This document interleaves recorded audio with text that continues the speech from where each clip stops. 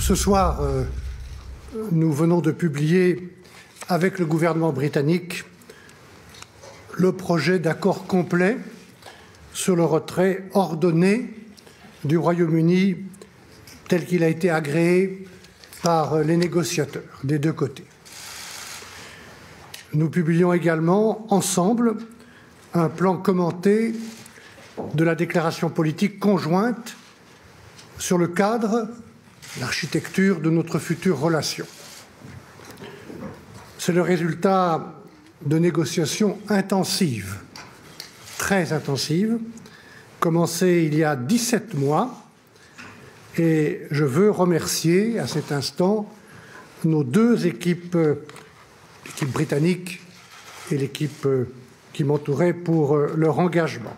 Vous me permettrez d'ailleurs de dire personnellement l'honneur et la chance que j'ai d'animer une équipe exceptionnelle ici.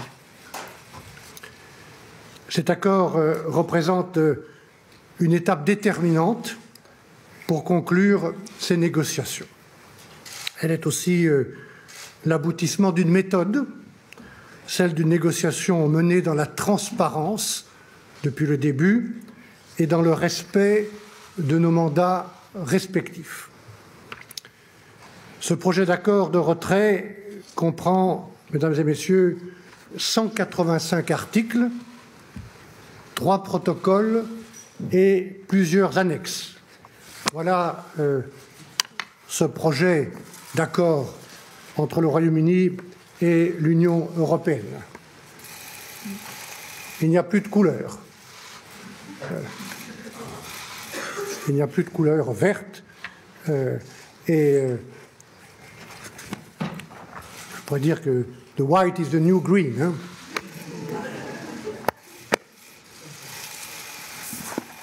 Je forme le vœu d'ailleurs que chacune et chacun d'entre vous prenne le temps de lire calmement et attentivement ce texte.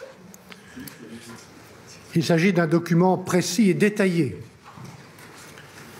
comme doit l'être un accord international dans une situation aussi exceptionnelle, pour apporter de la sécurité juridique à toutes les personnes, elles sont très nombreuses, et sur tous les sujets où nous devons gérer les conséquences du Brexit. Je voudrais en particulier évoquer 5 domaines.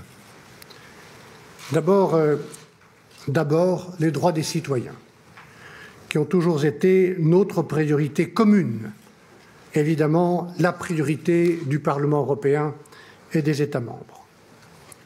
Les citoyens européens établis au Royaume-Uni et les citoyens britanniques établis dans un État membre de l'Union avant la fin de la période de la transition pourront continuer à vivre leur vie comme avant dans leur pays de résidence.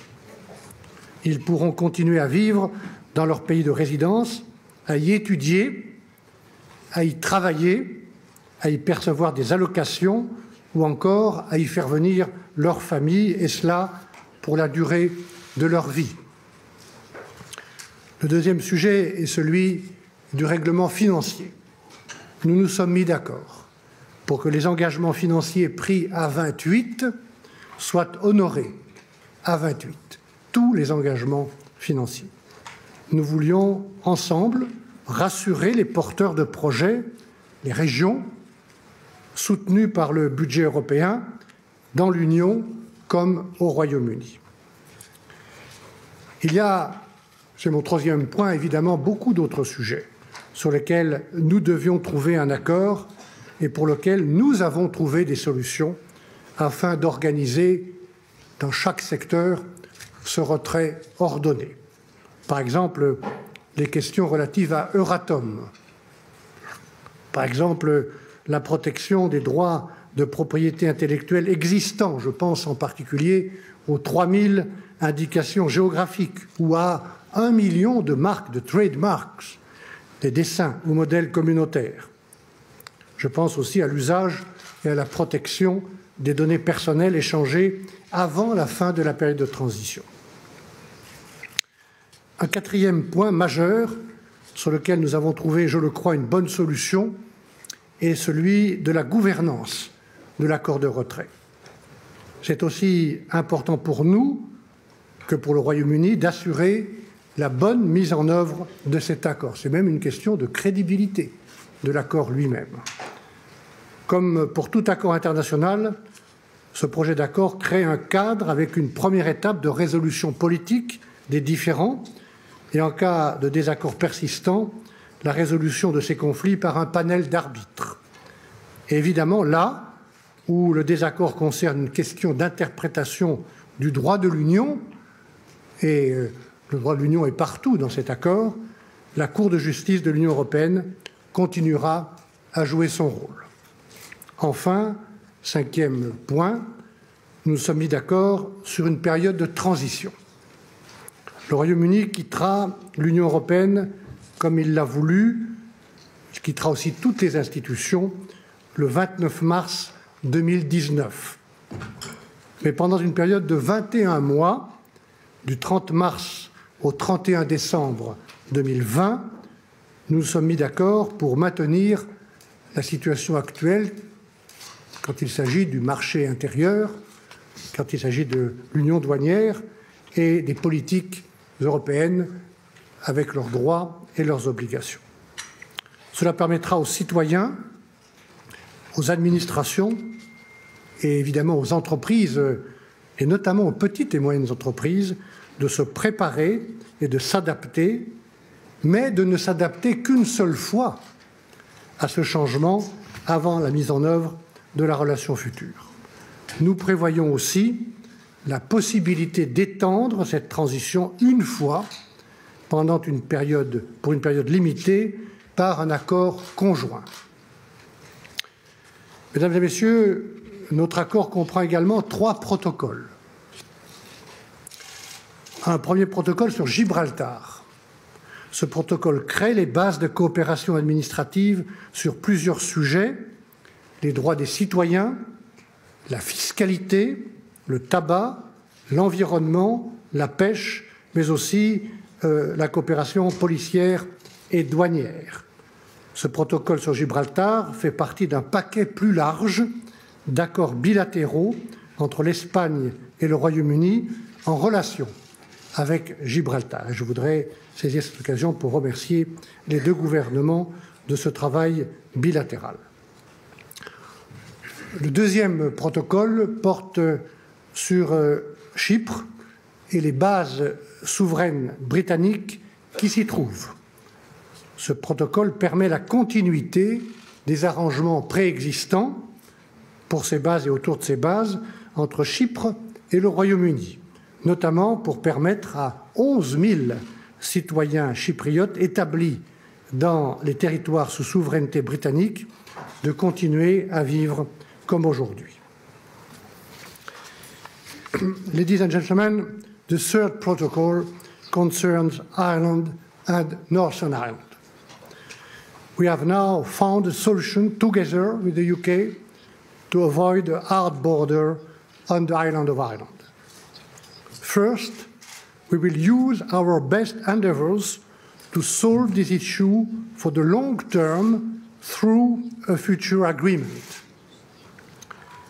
If we are not ready by July 2020, we could jointly consider extending the transition to provide for more time. Only if, at the end of the transition, extended or not, we are still not there with a future agreement, would the backstop solution that we agreed today kick in. This backstop solution has evolved considerably from the original EU proposal from February this year. Over the last few weeks, we have worked with the UK on the basis of their proposal. In the backstop scenario, we agreed to create a EU-UK single customs territory. Northern Ireland will therefore remain in this same customs territory as the rest of the UK. In addition, Northern Ireland would remain aligned to those rules of the single market that are essential for avoiding hard border. This concerns agriculture goods as well as all products. The UK would apply the EU's customs code in Northern Ireland. It would allow Northern Irish businesses to bring goods in the single market without restrictions, which is essential to avoid a hard border. The text of the protocol also makes clear that the Northern Irish economy retains unfettered market access to the rest of the UK. At the UK's request, Northern Ireland will apply all the rules of the single market for electricity. Ladies and gentlemen, this is in the interest of the economy of Northern Ireland and Ireland. This single EU-UK customs territory would mean that UK goods get tariffs and quota-free access to the EU27 market. For competition to be open and fair in such a single customs territory, we had agreed provisions on state aid, competition, taxation, social and environmental standards. This will guarantee that both EU and UK manufacturing will compete on a level playing field. An essential condition for the single customs territory to cover fisheries and aquaculture products will be to agree between the Union and the UK on access to waters and fishing opportunities. Overall, this backstop shows that we have been able to find common ground and meet our common objectives. Number one, to protect the Good Friday Agreement in all its dimensions, North-South cooperation and the whole Ireland economy. Number two, to preserve the integrity of the EU single market and Ireland's place in it. Three, to respect the UK's territorial integrity and constitutional order. Four, to protect the common travel area between Ireland and the UK. Finally, let me repeat that this backstop is not meant to be used. Our objective remains to reach the new agreement between the UE and the UK before the end of the transition. Et précisément, mesdames et messieurs, mon dernier point porte maintenant sur le cadre de la relation future qui fait l'objet de ce plan commenté que nous publions simultanément. Nous nous préparons et nous serons prêts à lancer cette négociation au lendemain même du retrait du Royaume-Uni le 30 mars 2019. Aujourd'hui, à travers ce projet de déclaration politique conjointe, nous dessinons les bases du partenariat ambitieux que nous voulons, une zone de libre-échange fondée sur une coopération réglementaire et douanière approfondie et sur un level playing field. Notre objectif est d'aboutir à une absence de droits de douane et de quotas pour tous les biens en nous appuyant sur ce que nous proposons dans l'accord de retrait concernant un territoire douanier unique.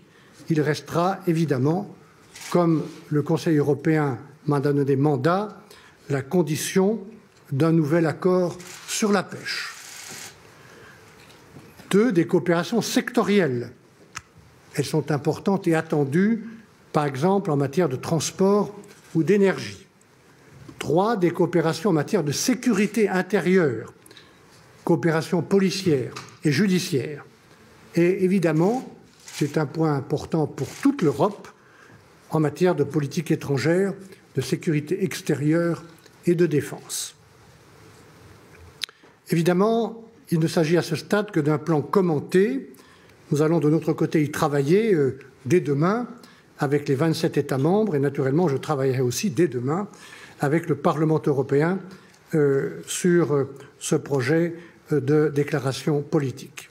Et l'objectif est d'aboutir avec les Britanniques à une déclaration finalisée pour la présenter au Conseil européen. Mesdames et Messieurs, nous sommes, vous le savez, à un moment important dans cette négociation extraordinaire engagée à sa demande avec le Royaume-Uni. Il reste beaucoup de travail. Je sais que le chemin est encore lent et peut-être difficile pour garantir un retrait ordonné et, au-delà du retrait ordonné, au-delà d'une séparation ordonnée, construire un partenariat ambitieux et durable avec le Royaume-Uni. Il reste du travail. Ici même, dans cette maison, sous l'autorité du président Jean-Claude Juncker, avec le collège des commissaires et tous les services de la Commission que je veux remercier personnellement. De l'autre côté de la rue, avec le président Donald Tusk, ses équipes, la présidence autrichienne, toutes les présidences qui se sont relayées, qui se relayeront, et les 27 gouvernements qui m'ont toujours témoigné leur confiance. Évidemment, avec le Parlement européen, son président Antonio Tajani, son coordinateur Guy Verhofstadt et tous les membres du Brexit Steering Group qui, eux aussi, m'apportent une confiance vigilante. Depuis le début de ce chemin, j'ai travaillé avec mon équipe et au nom des institutions européennes et je continuerai à travailler de la même manière, méthodiquement, objectivement, avec le même respect, le même grand respect pour ce pays qu'est le Royaume-Uni. Cette négociation n'a jamais été et ne sera jamais dans mon esprit un jeu de l'un contre l'autre. Jamais.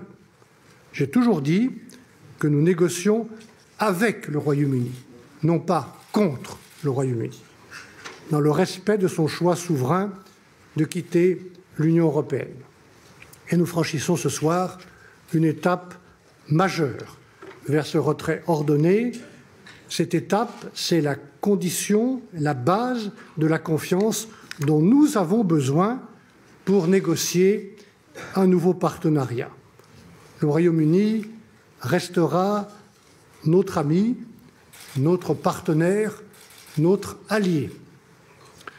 Theresa May, ce soir, a déclaré que nous avons franchi une étape décisive, a decisive step. Ce soir, dans ma responsabilité de négociateur européen, je considère que nous avons fait des progrès décisifs. Today, in my responsibility as the EU negotiator, I consider that we have achieved decisive progress. Je vous remercie pour votre attention.